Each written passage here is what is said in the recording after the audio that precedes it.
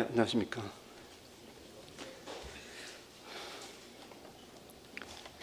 저 침묵에 약한 것 같습니다.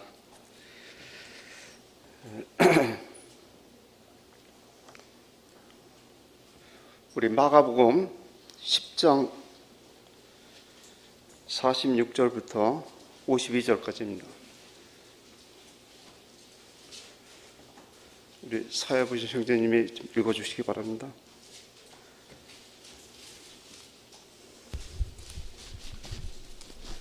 마가복음 10장 46절부터 52절까지.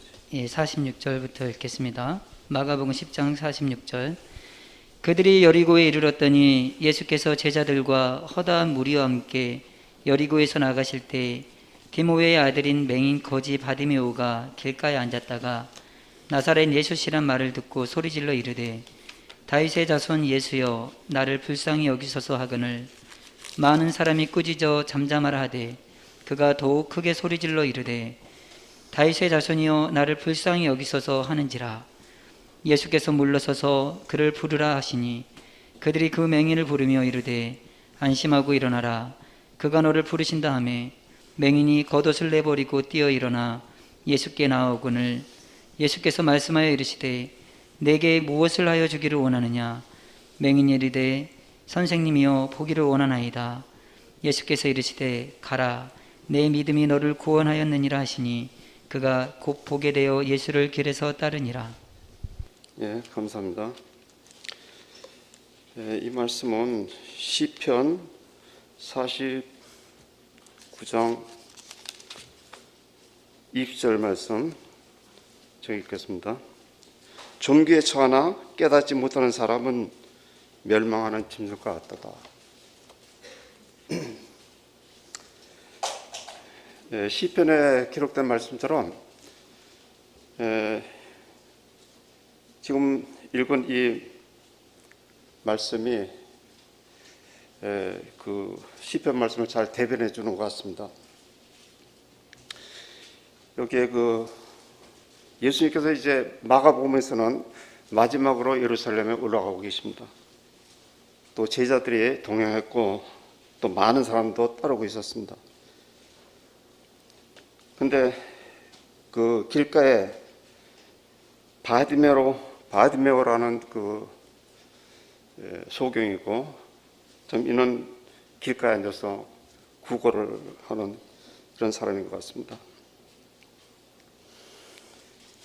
여기 46절에 여리고에서 나아가실 때에 여리고에서 나가면은 지금 예수님은 예루살렘을 향해서 가시는데 여리고에서 나가고 있습니다. 이것은 예루살렘을 향하여 여리고를 벗어났고 이제 예루살렘을 향하는 이런 가운데 있습니다. 우리가 여호수아서를 이렇게 보면은 그 견고한 성이 여리고 성이고 또 하나님께서 여리고 성을 멸망시키실 때 하나님의 방법대로 그 견고한 성이 무너지는 이제 이런 계획을 하셨는데 그 성에 살고 있던 기생 라합은 여리고 성 안에 거한 것이 아니라 여리고 성의 그 성벽 위에 거기 집을 짓고 거기 살고 있었습니다. 이것은 우리 믿는 사람들과 동일하게 우리가 세상에 살고 있지만 우리 세상에 속한 사람이 아니고 하늘나라를 소망하고 하늘나라의 그 소망을 바라보고 사는 사람들입니다. 아직 이 바디메오는 소경이고 아무것도 할 수가 없습니다. 그런데 여기에 아주 놀라운 바디메오의 현실이 어떤 자인가 하면은 저 시편을 읽은 대로 종기에 처하나 깨닫지 못하면은 멸망하는 짐승과 같다. 이 바디메오는 디메오의 아들입니다. 근데 여기에 디메오의 이름 앞에 바가 붙어가지고 바디메오. 바가 붙어서 이렇게 쓰여질 때 보면 그 아버지의 아들이라는 뜻을 갖고 있습니다. 그리고 디메오라는 이름은 참 놀랍게도 존귀한 자라 이런 뜻을 갖고 있습니다. 굉장히 영광 가운데 있고 존귀한 자예요. 근데 아들은 어떻습니까? 앞을 보지 못하고 아무것도 할 수 없는 자. 세상에서 손가락질 당하고 죄인 취급당하고 아마 소경들이 살 수 있는 길은 이제 구걸을 통해서 연명하고 살고 있습니다. 우리가 사도행전에서도 볼 수 있고 많은 성경 구절을 통해서 소경들이 구걸하는 이런 모습을 보게 됩니다. 그 아버지가 존귀한 자다. 우리는 어떻습니까? 하나님께서 인간을 창조하실 때 여섯 번째 날 인간을 창조하실 때 하나님이 자기의 형상을 쫓아 인간을 만들고 사람을 창조했어요. 그리고 보기에 심히 좋았고 또 하나님께서는 이 아담을 통해서 자기가 창조한 모든 것들을 운영하시려고 하는 이런 계획을 갖고 계셨습니다.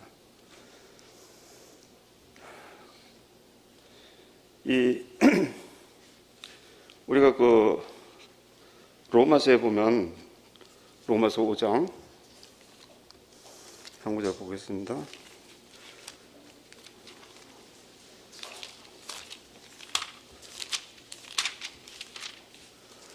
로마서 5장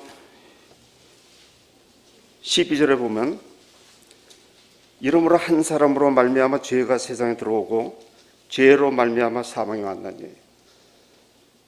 한 사람 누굴까요? 아담의 죄로 말미암아 죄가 이 세상에 들어왔고 우리 모든 사람이 죄를 졌습니다. 근데 이 죄를 졌기 때문에 죄의 싹은 하나님께 사망이라고 하셨고 죄인으로서는 스스로도 자유롭지 않고 모든 것에 제한을 받아야 되고 살아가기 좀 힘든 이런 상황이 있습니다. 이 바디메오는 자기 아버지가 디메오, 존귀한 자예요. 근데 자신은 뭡니까? 마치 탕자가 아버지의 재산을 받아서 세상에 가서 탕진하고 이제 먹을 것이 없고 굶어 죽게 되어서 하는 얘기가 아버지 집에 돌아가면 품꾼이 풍족한 먹는 것이 풍족한 품꾼들이 얼마나 많은고 나는 여기서 줄여 죽는구나 이런 고백을 하죠.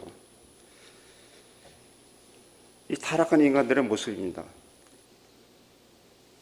우리가 지금 세상이 좋아서 잘 먹고 모든 걸 참 소유하고 누리고 살지만은 우리의 영혼은 궁핍하고 참 소망이 없습니다.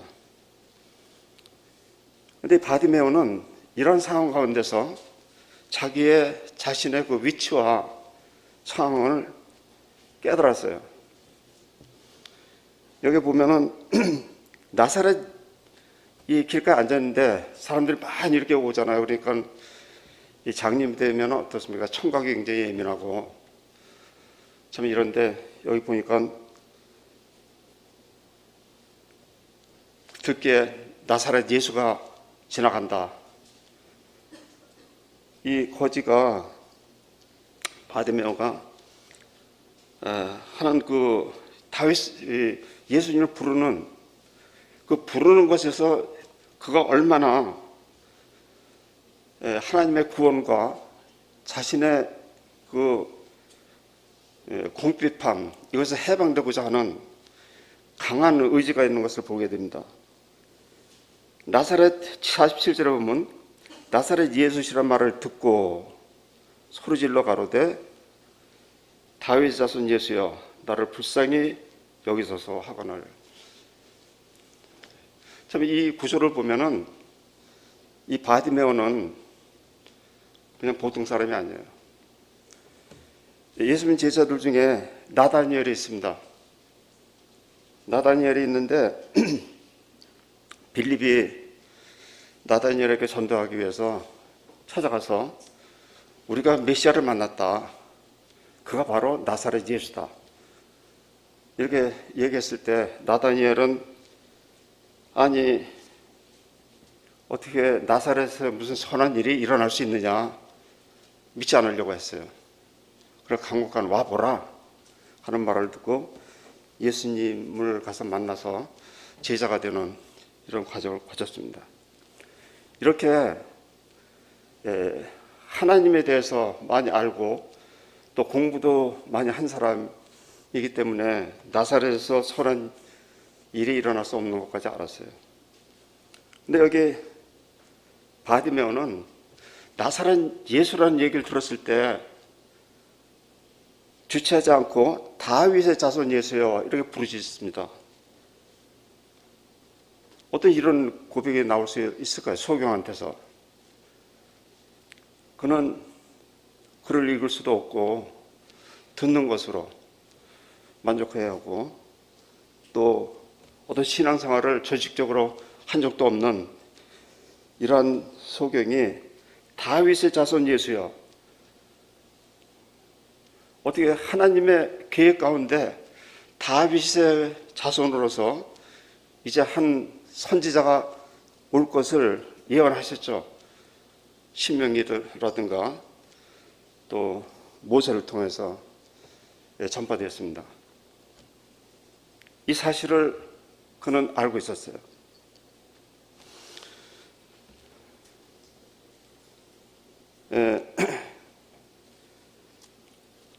그 말씀이 이제 그 사도행전 13장에 보면은 이제 다윗에 대해서 하나님께서 쓰시는 그 과정을 사도 바울을 통해서 우리에게 전해주시는 말씀이 있습니다.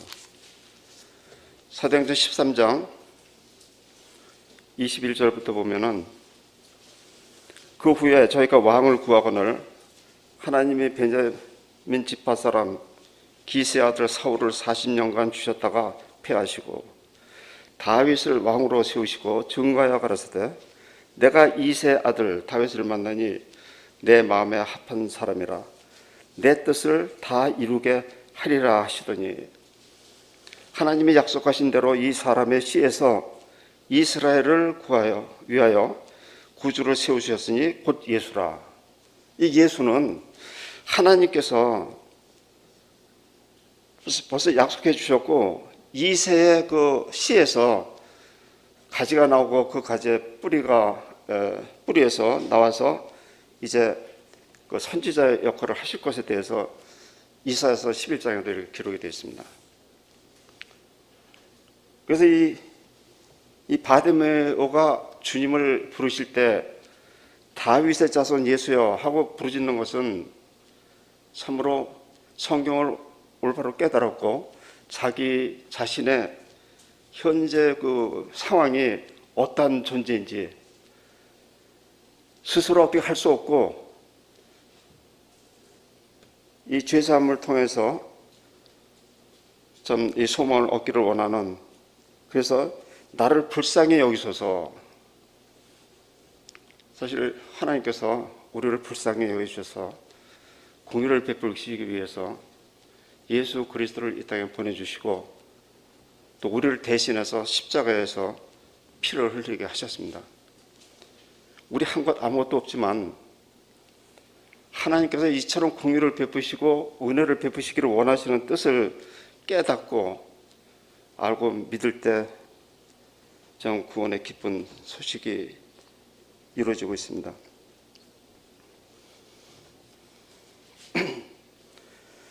또 많은 사람이 48절에 보면 많은 사람이 꾸짖어 잠잠하라 하되 그가 더욱 심히 소리질러 가로되 다윗의 자손이여 나를 불쌍히 여기소서 하는지라.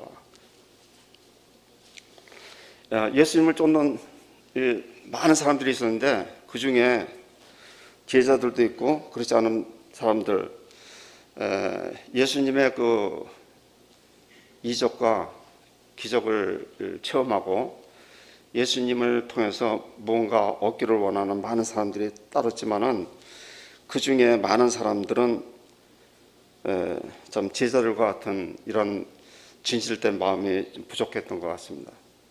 그래서 꾸짖으면서 잠잠하라. 우리 참 복음을 전하려고 할 때 하나님의 말씀이 전해지려고 하면은 방해되는 요소들이 참 많습니다. 오늘날은 더욱더 조심스럽고 좀 이런 기회를 얻기가 너무나도 어려운 이런 시대에 살고 있습니다. 너무나도 방해되는 요소들이 많죠. 그걸 상관하지 않았어요. 바디메오가. 이거 하나만 봐도 그가 언제 얼마나 간절한 마음으로 주님을 만나기를 원하는 이런 심정이 있었던 것을 알 수가 있습니다. 근데 이제 하나님께서 이러한 마음을 아시죠.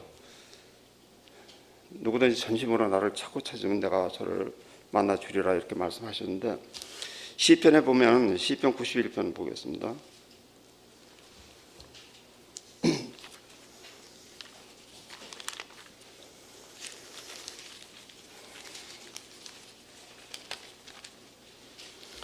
(14절부터입니다) 하나님이 가라사대 저가 나를 사랑한즉 내가 저를 건지리라. 저가 내 이름을 안즉 내가 저를 높이리라. 지금 바디메오는 이 자신의 형편을 안다는 자체가 엄청나게 낮아진 위치로 내려와 있지만 이것이 정말 영광으로 갈 수 있는 기회가 됐다는 것을 볼 수가 있습니다. 15절 저가 내게 간구하리니 내가 응답하리라. 저희 환난 때 내가 저와 함께하여 저를 건지고 영화롭게 하리라. 저가 나에게 간구하리라. 저도 지금 손녀가 이렇게 와 있는데 하나님 말씀 이렇게 좀 전하고 이렇게 하는데 어려움이 뭐냐면은 하나님께서 하시는 일이 참 감사한 거, 또 이 은혜를 덧입으려면은 하나님은 인간을 사랑하시는 것, 이런 것에 대해서 좀 알아야 되는데 좀 세대가 너무 좋아서 부족한 것이 없다 보니까는 그런 것이 이렇게 간절하게 받아들이지 않는 것 같습니다. 근데 이 바디메오 같은 정말 뭐 언제부터 이렇게 소용이 되는지 모르겠지만은 오랫동안 이렇게 앉아서 정상적인 생활을 못할 때 고민이 많이 있으라고 생각이 됩니다. 그래서 간구하지 않을 수 없는 이런 상황인데, 저가 내게 간구하리니 내가 응답하리라. 저 환난 때 내가 저와 함께 저희를 건지고 영화롭게 하리라. 내가 장수함으로 저를 만족케 하며 나의 구원으로 보이리라. 나의 구원으로 보이리라. 이러한 그 하나님의 약속하신 말씀이 있습니다. 바디메오는 이런 말씀을 의지했을 것 같습니다. 그래서 49절에 보면은 예수께서 머물러 서서 저를 부르라 하시니 저희가 그 소경을 부르며 이르되 안심하고 일어나라 너를 부르신다 하며, 조금 전에는 소리 높여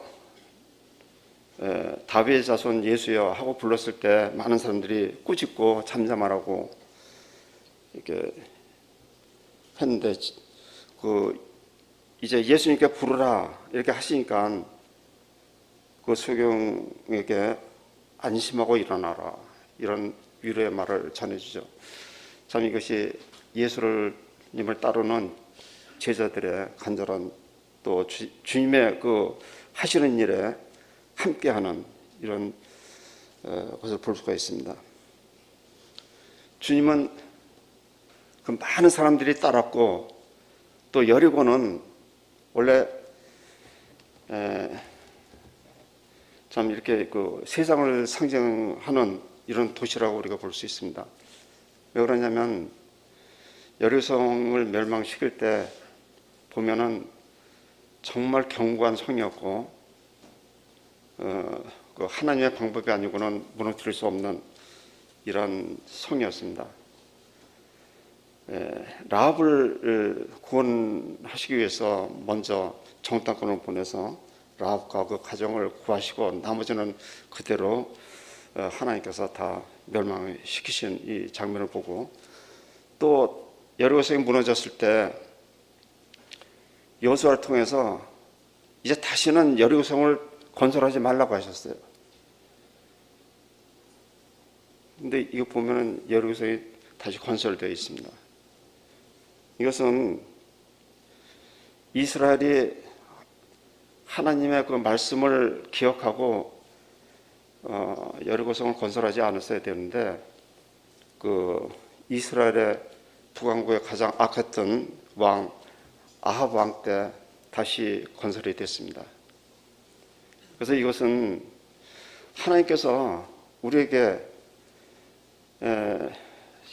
믿는 자들이 세상을 사랑하지 말라.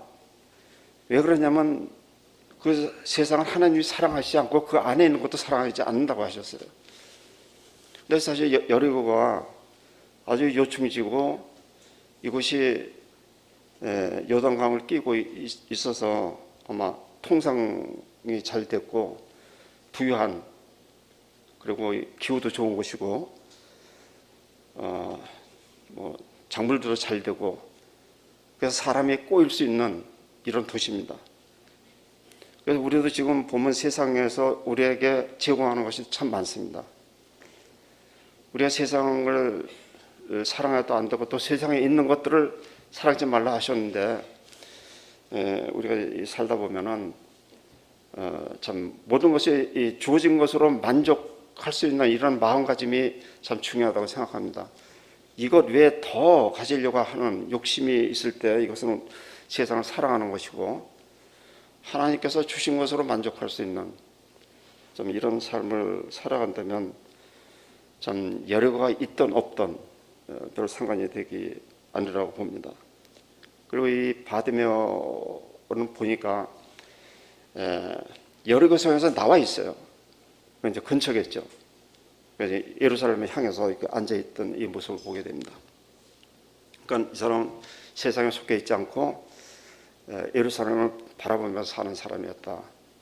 간절한 마음으로 하나님의 궁유를 기다렸던, 참 어떻게 여리고성에 많은 사람이 있지만 그 사람들은 다 볼 수 있고 또 이 여리고성에서 주어지는 모든 혜택을 누릴 수 있는 사람들이었지만 그 사람들은 예루살렘을 사모하지 않는 이런 가운데 유독 바디메오가 그런 데서 분리되는 이런 삶을 사는 것을 보게 됩니다. 50절에 소경이 너를 부르신다 하매, 안심하고 일어나라, 너를 부르신다 하매 소경이 겉옷을 내어버리고 뛰어 일어나 예수께 나오거늘. 참 이 모습을 보면은 소경이 이제 아마 이 겉옷을 이 바닥에 펴놓고 구걸하는 이제 이런 모습이 아니었나 이렇게 생각이 됩니다. 그런데 이 겉옷은 어떤 그 본인의 정체성을 이렇게 나타내죠. 군복을 입었으면 군인이라는 걸 알고 또 경찰복을 입었으면 경찰이라는 걸 알 수 있듯이 이 사람은 소경으로서 거지와 같은 삶을 살았는데 이것이 없으면은 살기가 어려운 이런 상황입니다. 그런데 그 겉옷을 내어버리고 내어버렸다. 그러니까 참 이 믿음이 너는 먼저 그 나라와 의를 구하라. 이 말씀에 완전히 그 모든 것을 맡긴 이런 사람이 아닌가. 그리고 뛰어 일어나, 아직 보지 못하는 상태인데 소경이 뛰어서 일어나서 예수님께로 가려고 하는 그 의지, 얼마나 그가 간절한 마음으로 이 구원자, 이 하나님께서 보내주신 이런 구원자를 만나기를 갈구했는지 뛰어 일어나 예수께 나아오거늘. 예수께서 일러 가라사대 네게 무엇을 하여 주기를 원하느냐. 소경이 가로되 선생님이여 보기를 원하나이다. 여기 그 선생님이여 이렇게 기록이 되어 있는데요, 독일 성경에 보면 라보니 이렇게 기록이 되어 있습니다. 라보니. 라보니는 물론 이제 선생님이라고 이제 기록이 되어 있지만 한번 이거 보겠습니다. 요한복음 20장 16절 한번 보겠습니다.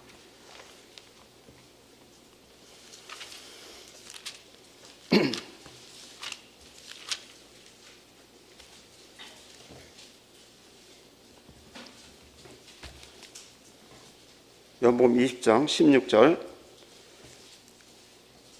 예수께서 마리아야 하시거늘 마리아가 돌이켜 히브리 말로 라보니여 하니 이런 선생님이라. 이 라보니는 이제 유대인들은 왜 그 대우를 상석에 앉기를 좋아하고 하는 사람들이 바리새인들이죠. 하나님의 말씀을 많이 알고 또 이 종교적으로 지도자의 위치에 있고 사람들에게 존경받는 이런 사람들입니다.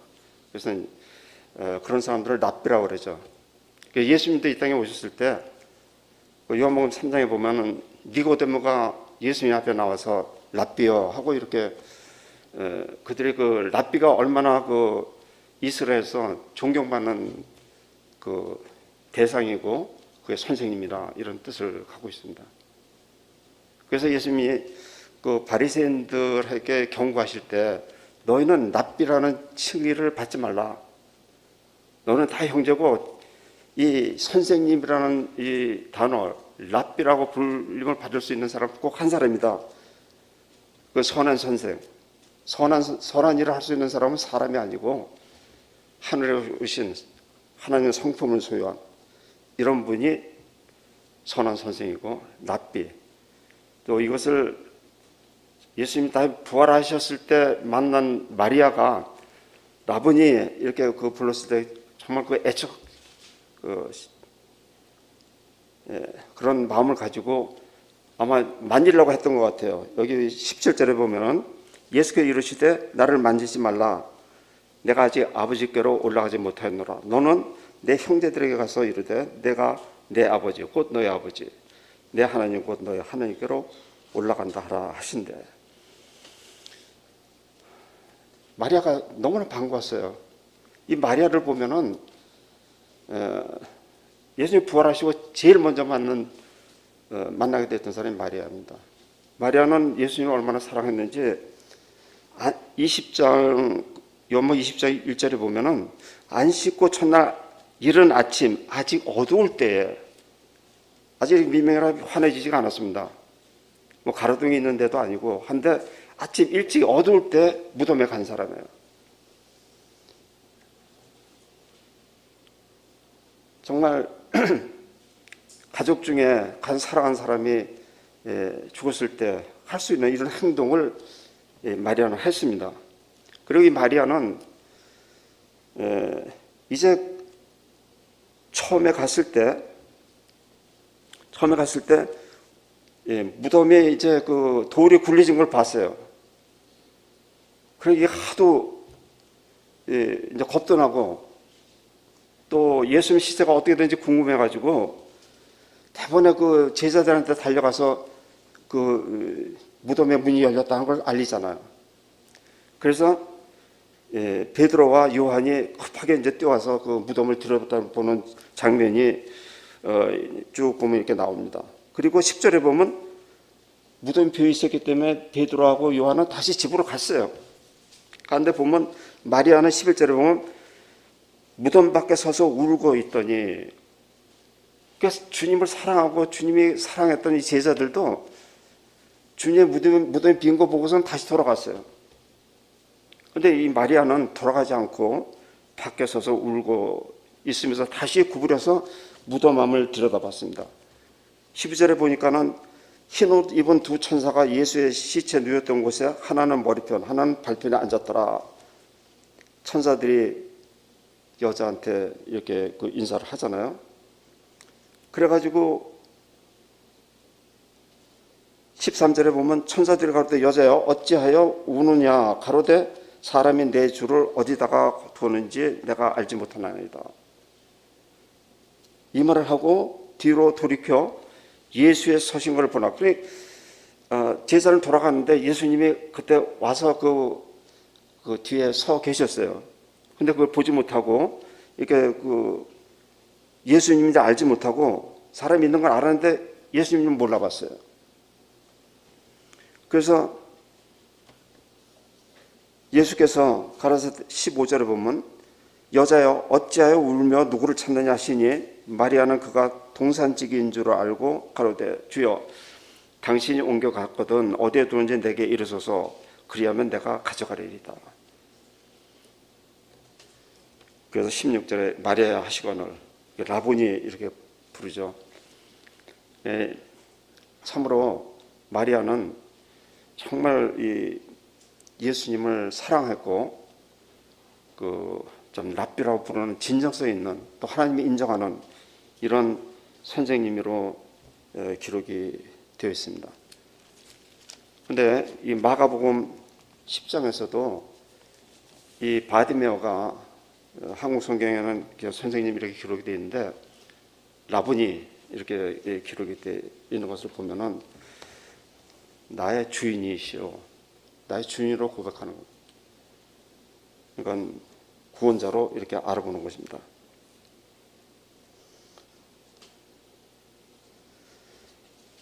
(51절) 예수께서 일러 가라사대 네게 무엇을 하여 주기를 원하느냐. 소경이 가로되 선생님이여 보기를 원하나이다.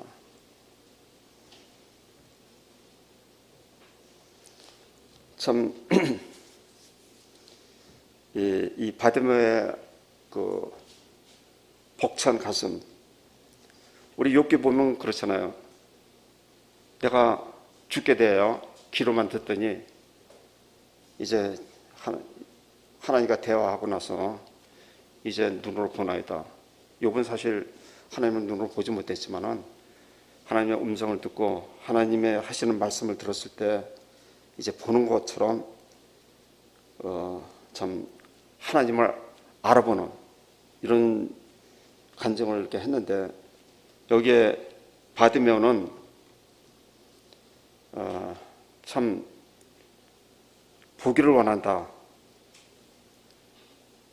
예수께서 이르시되 가라 네 믿음이 너를 구원하였느니라.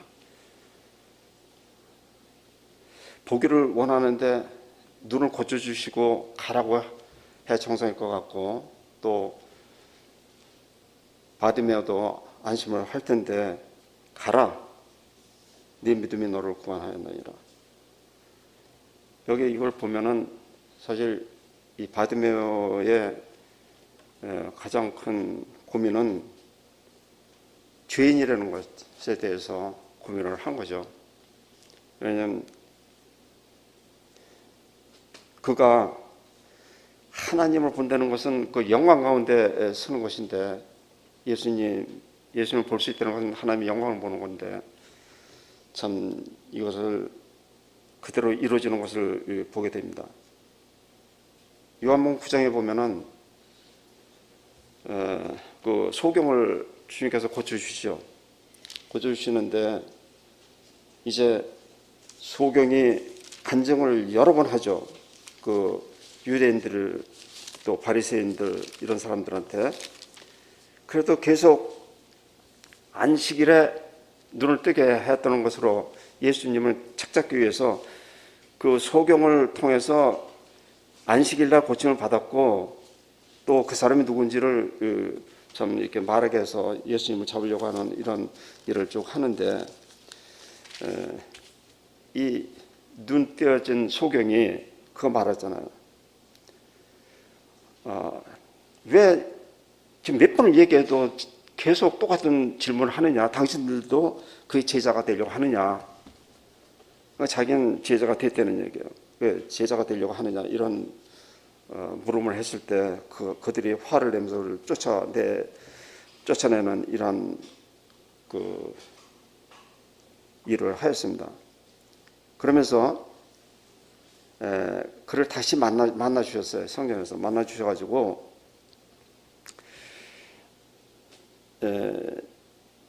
예수께서 그에게 내가 그를 보았거니와 지금 너와 예수님 소경으로 있을 때 띄움을 받았고 가서 실로하면서 눈을 씻으라 했기 때문에 다시 예수님을 보지 못해 이런 상황에 있었는데, 예수님을 참 믿으려고 하니까 예수님을 보고 싶고 이제 이런 마음이 있었는데, 이제 예수님께서 그를 만나 주셔가지고 내가 그를 보았거니와 지금 너와 말하는 자가 그이니라 자신을 나타내 주셨어요. 그리고 거기 많이 사람들이 있었는데 그 가운데 가로되 주여 내가 믿나이다 하고 절하는지라.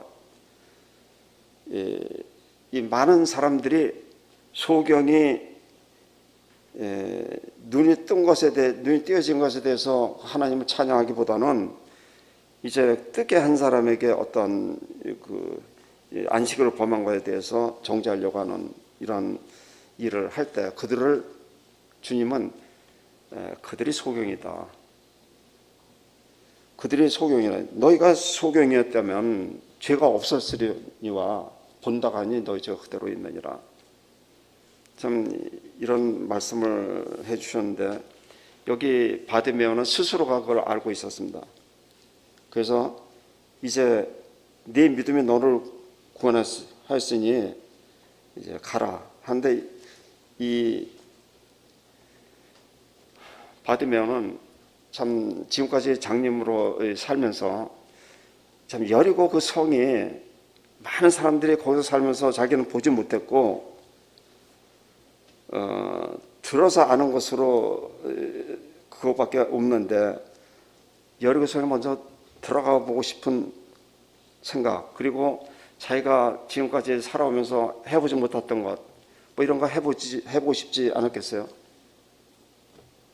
근데 이 바디메오가 그렇게 네 가라 그리고 보내시는데 그가 가지 않고 저가 곧 보게 되어 예수를 길에서 쫓으니라.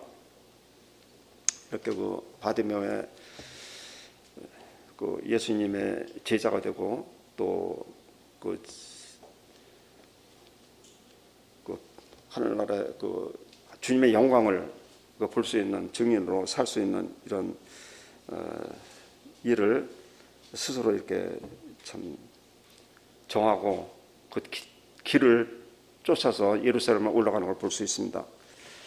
자, 우리도 동일하게 예수 그리스도가 우리의 주인이 되셨고, 우리가 예수님을 따르는 자들은 예수님의 제자가 되기를 원하는 자들이고, 또 예루살렘까지 올라가는 과정이 가운데 있습니다. 참 이 바디메오가 이런 삶을 스스로 원하고 그 따르는 이 모습을 보게 됩니다. 이와 같이 우리는 원래 하나님께서 우리 인간을 창조했을 때 하나님의 영광을 위해서 창조되었죠. 그리고 이제 하나님께서 함께 하시는 삶을 통하여서 뭔가 하나님의 뜻을 이뤄나가는 이런 사람들입니다. 바디메오가 자기 아버지의 존귀한 이름을 가졌었는데, 이는 실질적으로 죄악 가운데서 고통 가운데 살았습니다. 이것은 성경이 우리에게 이렇게 알려주고 있습니다. 로마서 5장 12절에 보면 이러므로 한 사람으로 말미암아 죄가 세상에 들어오고 죄로 말미암아 사망에 왔나니 이와 같이 모든 사람이 죄를 지었으므로 사망이 모든 사람에게 이르렀느니라. 이 소경으로 평생을 이렇게 살고 참 소망이 없는 삶을 끝까지 살았다면 무슨 그에게 유익이 있겠습니까? 사망은 선고받은 것과 다름이 없는 이런 자였습니다. 그러나 그러한 존귀한 자로 이 지음을 받은 자가 이제 이렇게 된 것에 대해서 그는 다른 방법이 없었습니다. 이 나사렛 예수 그리스도라고 얘기 들었지만은 그는 다윗의 자손이라는 것을 알고 있었고, 그는 공의를 베풀 수 있는, 은혜를 베풀 수 있는 사람인 줄 알았습니다. 로마서 5장 19절에는 한 사람의 순종치 아니함으로 많은 사람이 죄인 된 것 같이 한 사람의 순종하심으로 많은 사람이 의인이 되리라. 오늘 이는 21절에 보면 이는 죄가 사망 안에서 왕노릇 한 것 같이 은혜도 또한 의로 말미암아 왕노릇하여 우리 주 예수 그리스도로 말미암아 영생에 이르게 하려 함이니라. 은혜로 말미암아 영생에 이르게 하려 함이니라. 이러한 하나님의 그 처음부터 인간을 창조하시고 인간이 불순종함으로 죄가 들어와서 사망에 이르는 불순종하는 가운데서 사망으로 갈 수밖에 없는 인간들을 사랑하시사 마지막 기회로 그 예수 그리스도를 이 땅에 보내주시고 죄 없는 사람으로서 많은 사람의 죄를 대속하는 십자가에서 피를 흘려 죽게 하심으로 그것을 믿는 자에게 은혜로 영생에 이르는 이러한 복을 내리셨다. 자, 오늘 이 말씀을 통해서 참 바디메오의 그 자기 자신을 알고 또 누구를 통해서 구원을 받을 수 있는가 이런 것도 분명히 알았어요. 나사렛 예수가 아니라 다윗의 자손 예수요. 하나님 말씀에 기록된 그 말씀을 그대로 의지하고 참 그 일로 오신 예수 그리스도를 올바로 듣고, 그래서 이 바디메오는 소경으로 있으면서 들었습니다.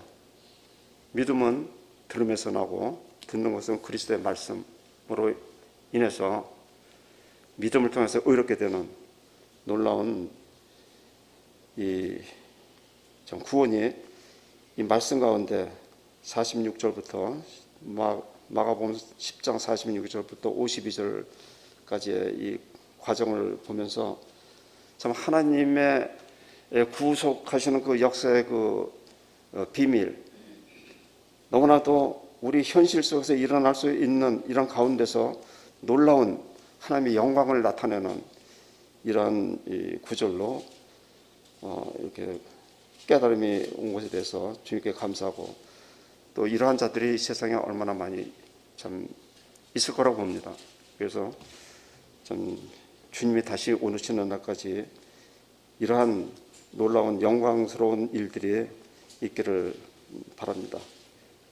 여기에 그 예수님을 따르는 제자들이 함께 예수님과 일하는 사실을 이렇게 보면서 자, 우리도 이렇게 쓰임을 받는 이런 자들,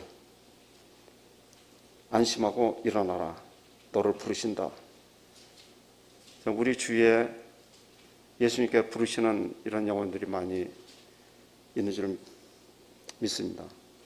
이런 자들에게 위로를 해주고 또 안심시키고 예수님께 나올 수 있도록 이런 일을 우리가 할 일이 아닌가 이렇게 생각이 들었습니다. 감사합니다.